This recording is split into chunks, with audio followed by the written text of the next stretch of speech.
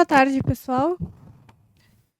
Bem, então, hoje a gente vai expor o último capítulo do Evangelho segundo o Espiritismo. Aqui nessa atividade a gente expõe um dia após o outro, um capítulo sequencial do Evangelho. Ao final dessa obra, ainda tem uma coletânea de preces que o organizador da doutrina colocou como uma referência para nós.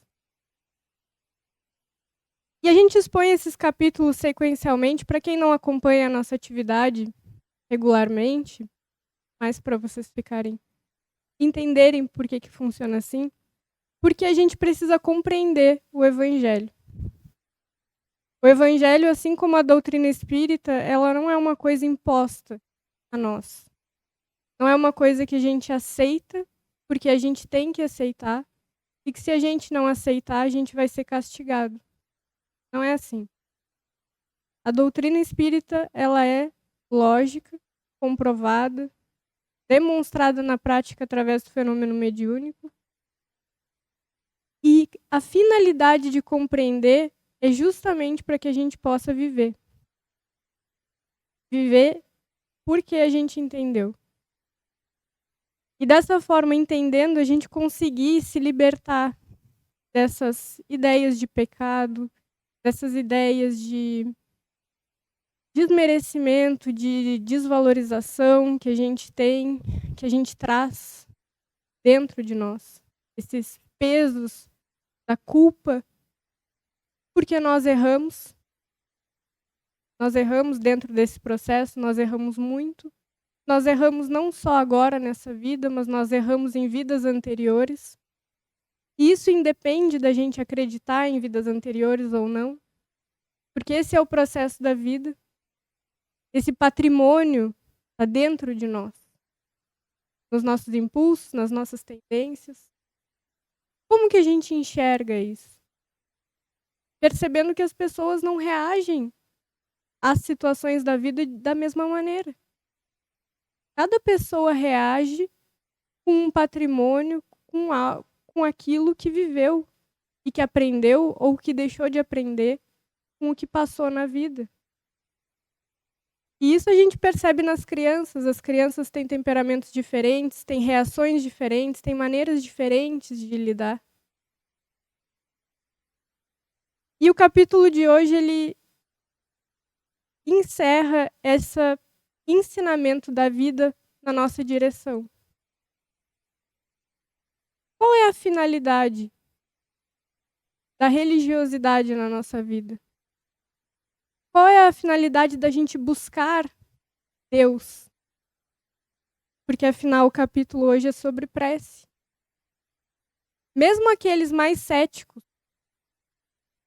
que eventualmente não acreditem em Deus, estejam aqui hoje presentes, mas não acreditam mais porque já se desiludiram com os processos religiosos, mais porque já se desiludiram com os rituais, com as fórmulas, e que não encontram Deus nessas coisas mais, dizem para si mesmo que não acreditam.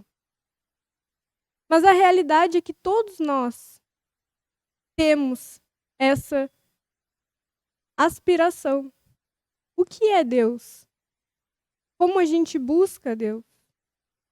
O que significa isso? E aqueles que têm esse impulso de ir nessa direção, muitas vezes já tentaram várias coisas, têm os seus próprios hábitos internos de fazer prece, de buscar isso, de buscar. Mas para que a gente faz isso? E no capítulo da semana passada, que é o capítulo 26, ele falava a respeito da mediunidade. O que a mediunidade tem a ver com a relação de prece?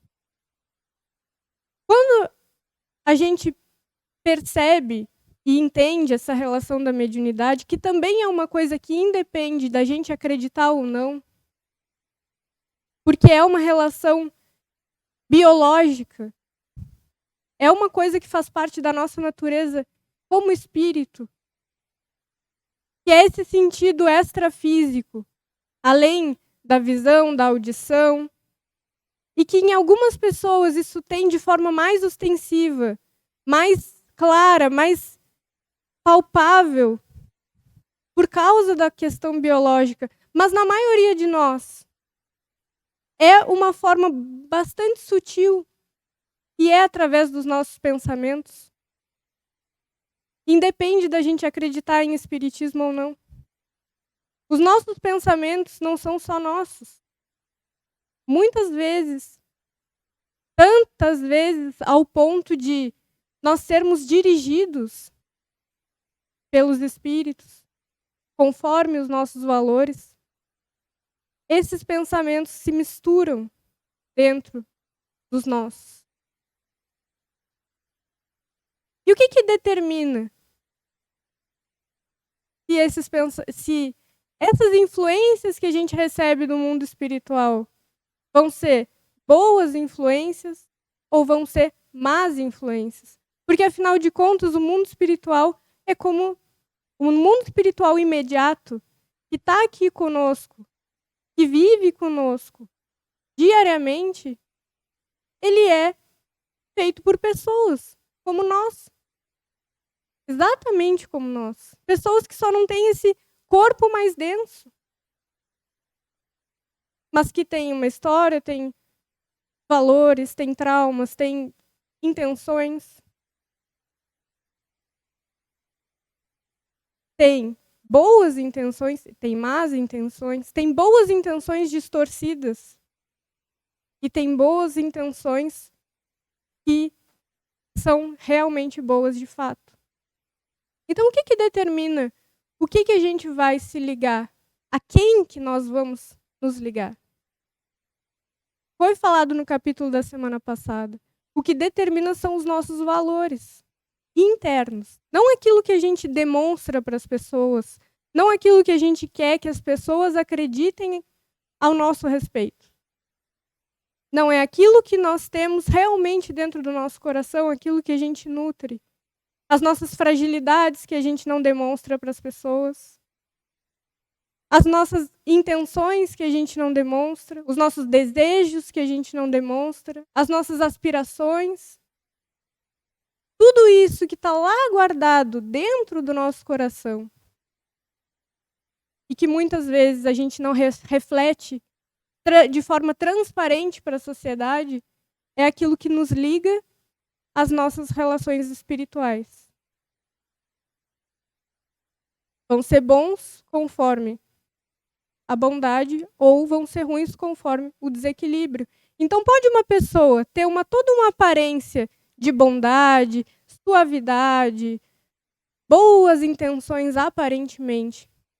E lá no fundo, se ligar a espíritos mal intencionados, que têm malícias, manipulações, pode. É muito mais frequente do que a gente imagina. Acontece conosco diariamente. Mas e os bons? Nos abandonam? Como funciona essa relação? Se nós somos maus, então nós não atraímos os bons? Via de regra, não. Mas nós temos um espírito, cada um particular, que se chama o nosso anjo da guarda. Esse espírito é como um irmão mais velho, que está ali responsável pela nossa diretriz, muitas vezes, para nos ajudar nos momentos críticos, nos momentos de dificuldade. Mas até ele, quando a gente não ouve os conselhos, as orientações que ele nos influencia através dos pensamentos, quando a gente não ouve, quando a gente não dá bola, quando a gente está obstinado a fazer as coisas da nossa maneira e a gente quer que as coisas funcionem à nossa maneira e não à maneira da vida, até ele espera um tempo. Até que as consequências das nossas escolhas façam o trabalho dentro do nosso coração e mudem as nossas relações. Por isso as dificuldades, elas são tão importantes para nós. Porque as dificuldades que a gente passa na vida, elas demonstram na prática que a gente estava errado ou que a gente precisa desenvolver mais compreensão. Que a gente precisa desenvolver mais valores. Que a gente precisa desenvolver melhor as relações que a gente tem, que a gente nutre. Todas as dificuldades têm esse objetivo. Então, quando a gente faz a prece, que é o capítulo de hoje, as nossas intenções, as nossas buscas, a nossa maneira de ser e aquilo que a gente aspira influencia na maneira como a gente faz a prece. E influencia naqueles, ou define aqueles que respondem, aqueles que vêm na nossa direção. Então, é Jesus dizendo assim: quando orardes, não vos assemelheis aos hipócritas, que afetadamente oram de pé nas sinagogas, que eram os locais religiosos, e nos cantos das ruas, para serem vistos pelos homens. Por que ele começa assim? Porque a finalidade, o objetivo da prece verdadeira é justamente o nosso crescimento. É a gente querer mudar de visão. Sair do estado que a gente tem atual, da nossa maneira de ver as coisas, da nossa maneira de reagir, e querer buscar uma outra maneira, uma outra visão, um outro ponto de vista. Que seja mais compatível com a lei divina, com os objetivos de Deus, com o objetivo da vida que o nosso anjo da guarda já tem mais claro dentro dele. Por isso, por ele ter mais claro dentro dele, ele tem essa capacidade de orientar. Mas, geralmente, o que a gente faz das religiões? O que nós temos feito das religiões nos últimos tempos? Nós temos feito processos sociais, onde nós viemos a qualquer tipo de religião e a gente recebe validação das pessoas. A gente vai para que a gente se sinta mais correto, para que a gente sinta que a gente está fazendo o que a gente tinha que fazer, que a gente está certo, que nós somos bons e que nada de ruim vai acontecer. E que Deus vai vir ao encontro dos nossos caprichos, daquilo que a gente quer, até materialmente falando, até das nossas conquistas materiais. E a vida não funciona assim, as coisas não funcionam dessa forma. Então ele fala que alguém que vai a um local religioso para ser visto e reconhecido por aqueles que estão naquele local, tem qual intenção? Não é inserção social? Não é reconhecimento social para que os outros achem que eu estou fazendo, que eu sou bom, que eu estou no caminho, que eu sou melhor? É para isso.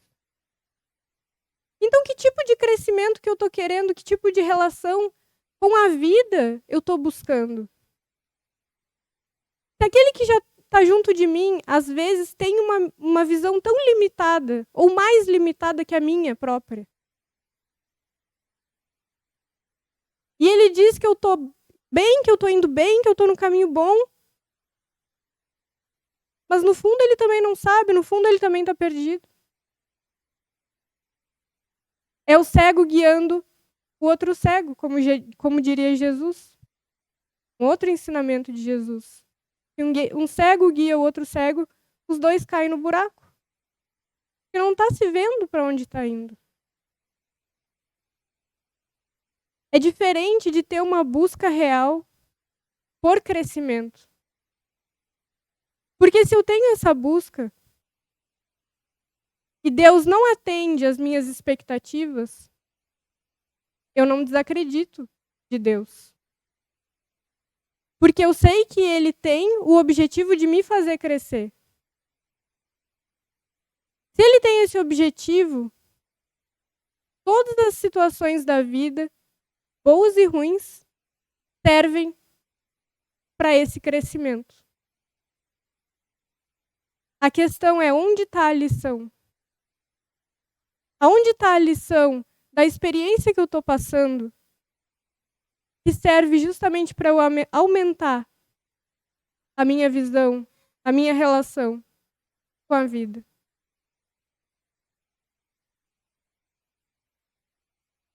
E ele segue dizendo assim: digo-vos em verdade, que esses que têm essas intenções sociais de reconhecimento, de ser melhor que os outros, de ganhar elogios, já receberam a sua recompensa. Quando quiserdes orar, entrai para o vosso quarto, e fechada a porta, orai ao vosso Pai em segredo. E vosso Pai, que vê o que se passa em segredo, vos dará a recompensa. O que significa entrar para dentro do quarto? É uma figura, mas não só uma figura, é uma coisa prática mesmo. E a gente, inicialmente, como a gente não tem o hábito da prece verdadeira, às vezes a gente realmente precisa se isolar do meio um pouco, para pensar. Então ele fala do quarto porque é do indivíduo com ele mesmo. É meu comigo mesmo. O que se passa no fundo do meu coração? O que se passa no fundo do meu coração que eu tenho vergonha até de falar para alguém? Eu tenho vergonha de expor o que se passa dentro de mim, os sentimentos que eu tenho, as dificuldades. Porque isso existe e está no fundo das nossas ações, está no fundo das nossas escolhas. E por não reconhecer, por não enxergar as más intenções por trás das nossas ações, a gente não se conhece. E por a gente não se conhecer, a gente não se transforma. E por a gente não se transformar, a gente continua perdido nessa relação.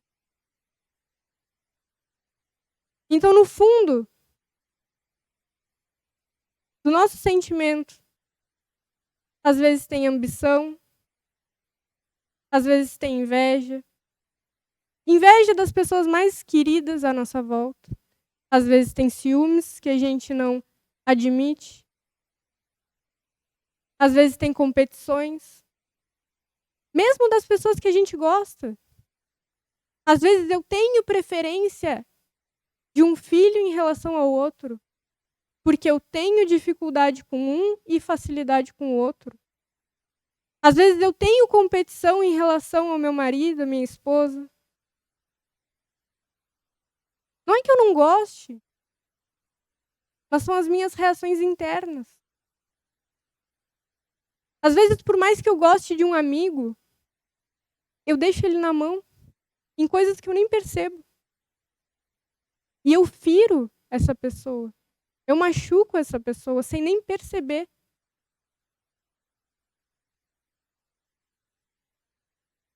E essas são as reações importantes.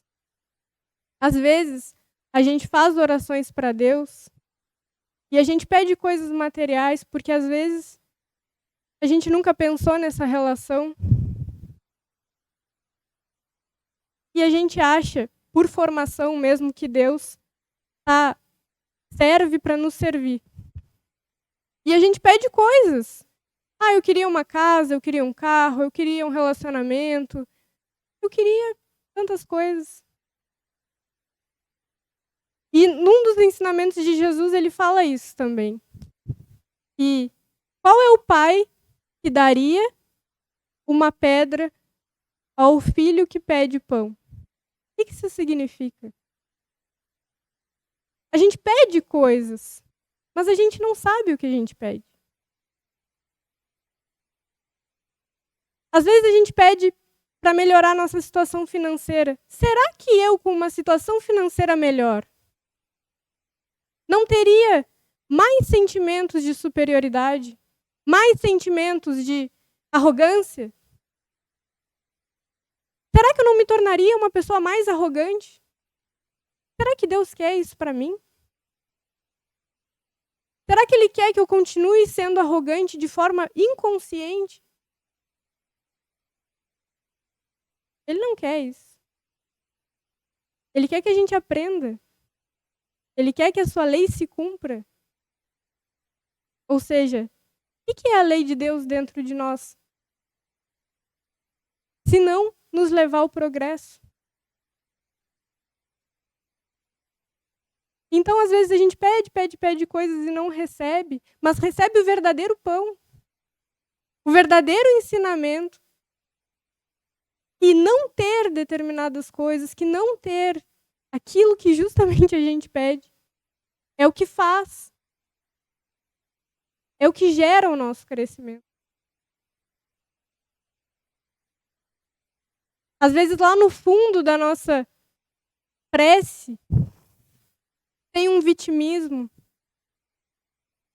Eu me achando tão capaz, tão pobre, coitado, querendo que a vida me dê um pouco mais de facilidade, porque eu tô tão, às vezes, massacrado, me sinto massacrado, não que eu realmente esteja. E às vezes é só o meu ego sendo ferido. É só o meu orgulho sendo ferido.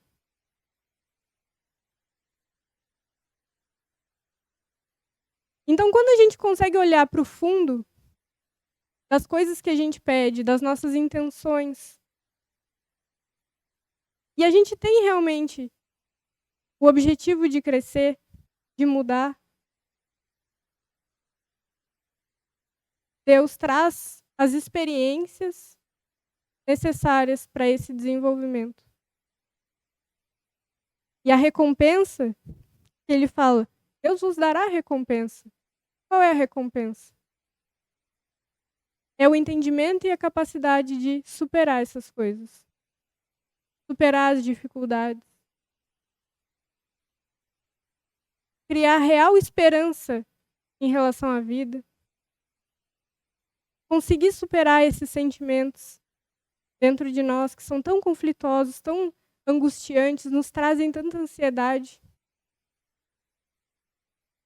E que é o que realmente nos liberta. Nos traz mais paz de consciência. Melhora as nossas relações. Às vezes, mesmo que a gente esteja sozinho, melhora as nossas relações espirituais. Se eu busco mudar e eu consigo, e eu supero, aqueles que têm ódio de mim já não têm tanto motivo assim. Eu vou ser atacado, mas eu tenho mais capacidade de lidar com o ataque. Como Jesus, por exemplo, foi altamente atacado, mas jamais afetado. Então, nesse último capítulo, que semana que vem recomeça, no número 1, então quem quiser recomeçar a jornada de entendimento do Evangelho, para realmente construir isso dentro de si, que não é fácil. Nada que vale muito é fácil. Mas, por valer muito, vale a pena. Quem realmente quiser tiver o interesse de recomeçar e compreender essas coisas, esteja aqui conosco na semana que vem. E que vocês tenham boas reflexões, que vocês queiram, que nós queiramos escutar nossos anjos que gritam alto para que a gente possa ouvir muitas vezes. Não em desespero, mas que tentam abrir os nossos olhos com frequência para que a gente tenha vontade de ouvir aquilo que não é conveniente para nós, mas é a verdade. E que isso mude a nossa essência, mude a nossa direção e que mude para melhor.